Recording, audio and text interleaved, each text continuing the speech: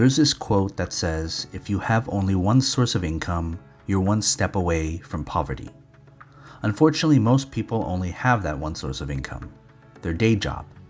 Sure, you might say they have a savings account or whatever, but that's for later. That's not for now, and plus, you might get a tax penalty for drawing from that account early. In this video, I want to show you how to create 7 sources of income, because if one is not enough, 7 should help you get through the lean years. But first, let me pose the question. Would you rather earn $100,000 every year through whatever means, or receive a lump sum of $1 million? Think about it before you answer. Sure, it's 10 times that annual income, but what the hell are you going to do with $1 million? Are you going to invest it? Invest in what? Do you even know what to invest? How will you pay for your monthly expenses like your home, your car, your food? You'd likely take money out from that $1 million. Then what? The smart thing is to keep that money-making machine of $100,000. You can always save a few here and there for investments, but you need to generate an income.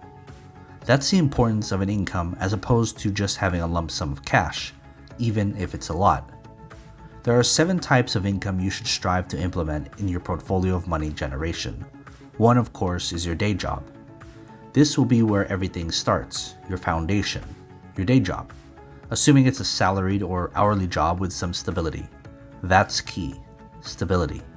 The next step is to save some of that money from your day job and put it into stocks. I'm not talking about day trading and all that, at least not yet.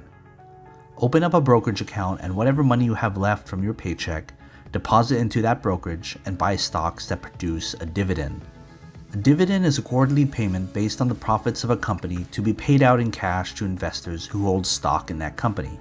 For example, Coca-Cola stock pays a 3.66% dividend, meaning that it pays out 4 times a year at a rate of 0.915% every quarter. So let's say you have $10,000 invested in Coca-Cola. Every 3 months, you will receive $91.50 in cash just for holding the stock. That might not sound much now, but it can buy you groceries without doing any work. Plus, if you invest more money over time, that dividend amount increases. So find stable companies that pay a dividend, and there are plenty of them. That's the second source of income. Your third source of income will come from rental income, from real estate. This is a bigger investment, but it's worth it. You can always try crowdfunding real estate investing like Fundrise, where you can invest a little amount in big real estate projects and receive rental income based on your proportion of invested capital. But if you do have enough money for a rental property, that's the best way to go if you want to maximize your equity long term. There are numerous strategies for investing in real estate, but here's the gist of it. Buy a house, make it presentable, and then rent it out to a family. Usually you'll put down 20% and take out a 30-year fixed mortgage on the rest. Calculate all your monthly expenses and then rent out the house for at least that amount to break even or at least make some profit. Even $300 a month profit is fine. What that renter is doing is paying your mortgage for you. Over the years, you build equity in that house, and once you've paid off your mortgage fully, the next renter will be pure profit. Your fourth source of income is flipping items on eBay or any of those other websites and apps that enable you to sell stuff. There are plenty of stores and websites that sell things at a bargain price. Buy what's popular and then post them online and sell them for a small profit. Finding items and researching what people want can take up a few hours every week, but the selling is easy. eBay is a fantastic place to sell things. The profit is small, but you can use that change to reinvest in other things. Remember, money is money. Your fifth source of income will come from side jobs. If you have a clean car with a good record, you can drive for Uber or deliver food for people. When you have the time, you can also utilize that to create some income. Just like flipping items online, this source isn't as passive as the other ones, but it puts money in your pocket. That's the important part. Your sixth source of income is to utilize social media, specifically Instagram or TikTok. Growing your brand is slow, but it can pay off dividends if you keep at it. It helps if you have other sources of income in place where you won't have to rely on the slow grind of posting content every day. Create content people like to see, maybe of yourself cooking or working out or even modeling. Whatever you're interested in, you should post it online for the world to see. The idea here is to get big enough with an engaging audience to lure companies to pay you to advertise their products or services.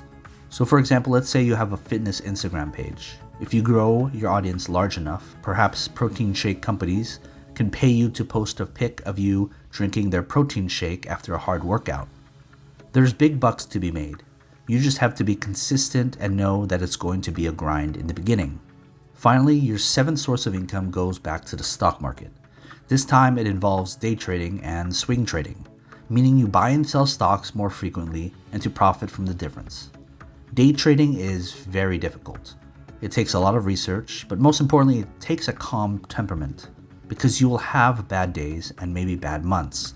You'll lose money when you trade. The goal is to keep consistent with your position size and win more than you lose. If 55% of your trades are successful, you'll still come out on top. Just be consistent. To conclude things, you can always scale things up if you prefer one source over another. Perhaps driving an Uber sucks up too much time of your life, but you could buy 2, 3, or even 4 properties to rent out. You can invest more. There are plenty of opportunities, but the main takeaway from this video is that you shouldn't rely on one source of income. That's not going to work long term. If you enjoyed this video, please consider dropping a like and subscribing to my channel. As always, take care of your money.